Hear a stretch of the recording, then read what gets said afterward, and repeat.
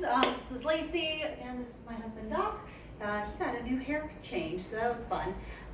So we're going over week 2 of the beginner series. We talked about adding in the rhythm of the dance and then getting into closed position. So those are the 2 things that we talked about. As well, I kind of reminded y'all about y'all can do different hand holds, and if you ever get tired, you can always take those, the rhythm of the dance, and put it on a shelf, let it get dust, and do your walkouts again, because all it is just 6 counts. So you can either walk it out or do the rhythm. So just a refresher on what the side pass we were doing. We remember that if we're facing each other with one hand, let go. We want to have a little bit of an angle, so maybe our chest is facing towards their shoulders, our partner's shoulders. And remember, it's a 6 count pass. The leader takes a step back and gets their butt out of the way. They don't walk around the follow. So we're gonna go 1, 2, 3, 4, 5. Boing. Oop, I'm out of frame.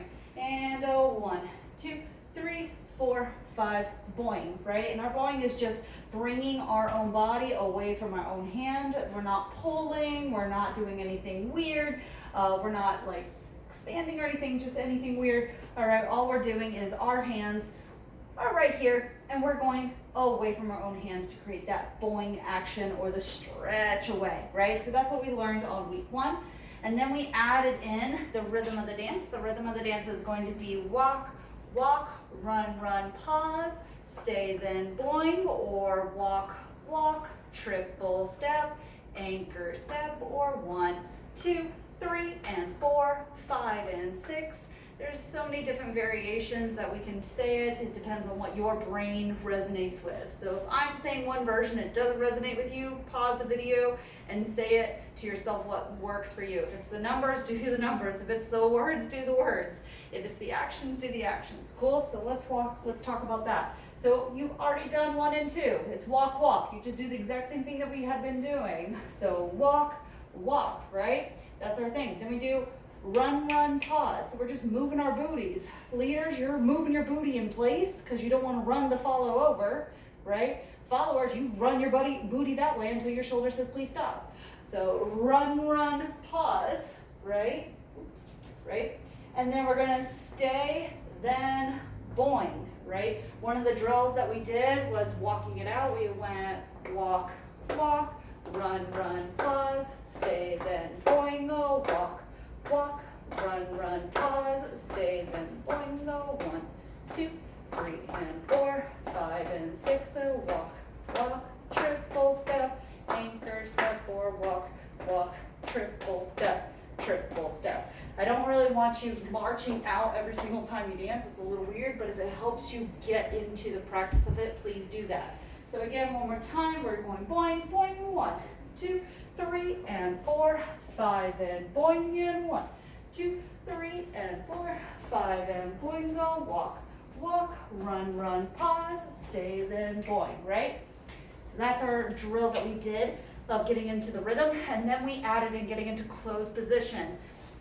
Just a refresher, before we were talking about loosey-goosey hands, but keeping the hands engaged. Loosey-goosey arms, loosey-goosey arms, hands still engaged. Remember, you got that controller for the leaders, you got the shopping cart, you're about to run over grandma, okay? We talked about having a little bit of armpit space so that we don't collapse our hands, right? And then on normal patterns, your arms are loosey-goosey with a little bit of armpit space, right? And when you do the pass, because it's nice loosey-goosey, there's nothing telling me to turn around except for my shoulder joint for the follow. The leader steps back to get out of the way, everything's loosey-goosey. If we want to get into closed position, I said that we as follows need to be a little bit more proactive in our safety. And that was with the leaders adding a tiny bit of more rotation earlier on. And how does that work? Anytime the leader places the follower's wrist past their midline, their sternum, that means the follower's like, oh crap, I gotta kind of sort of turn around a little bit. Why? Because if you were to bring it across, you have no more armpit space, right? So as soon as it starts to go that way, then you're starting to rotate. Same thing if it were going this way. Oh no, I'm gonna dislocate my shoulder if I don't follow my hand.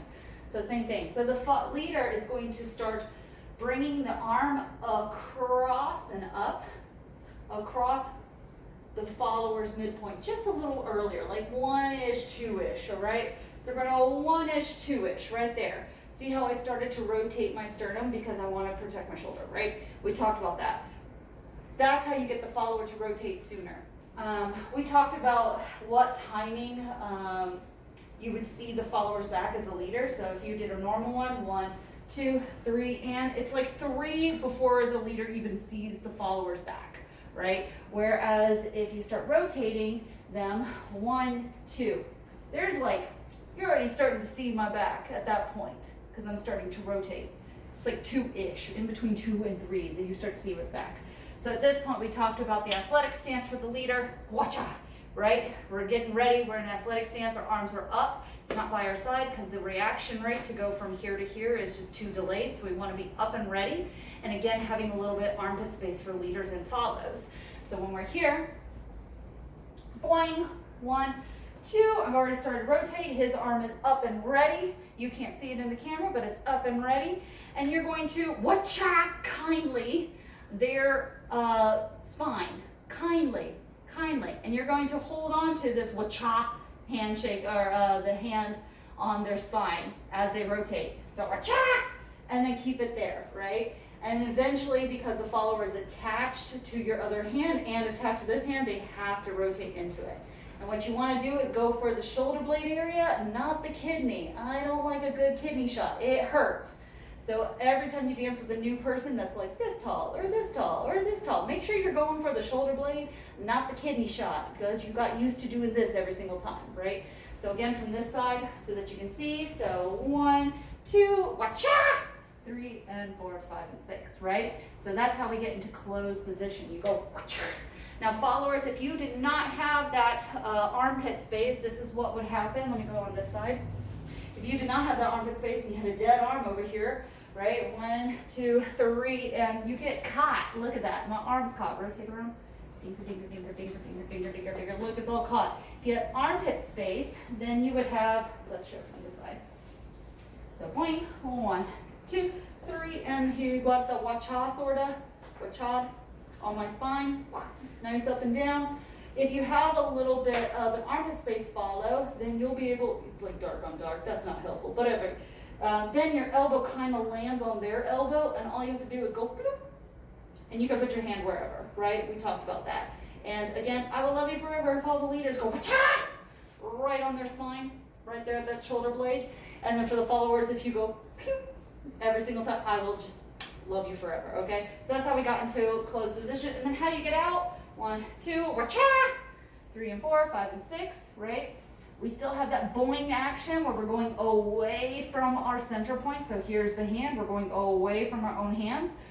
Physics, if I want my follow to go that way, leaders, step that way and get your butt out of the way.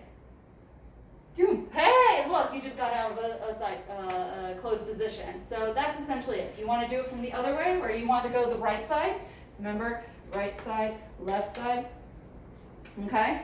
Just step out of the way at a diagonal. Why? Because you got to go that way, but you have to get across. So what's the median? If you want to go that way, you want them to go that way, but you got to get across, step diagonal, right? So, pew, and then let me go. Ta-da! And you can also do it with the hand up. The right side. Pew! Look at that. Ta-da! Right? So you just do it with the rhythm. 1, 2, 3, and 4, 5, and 6. Or walk, walk, walk, walk, walk, walk 6 times.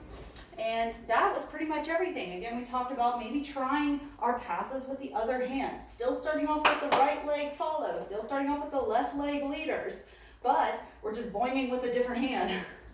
And following our arm with a different hand. Right? We talked about maybe go up and down with the weird hand. We talked about maybe doing a handshake. What's up? See? Try where that goes. Athletic hands. Where does this go? If it doesn't work, meh, it's okay. So try that out. See you on week 3.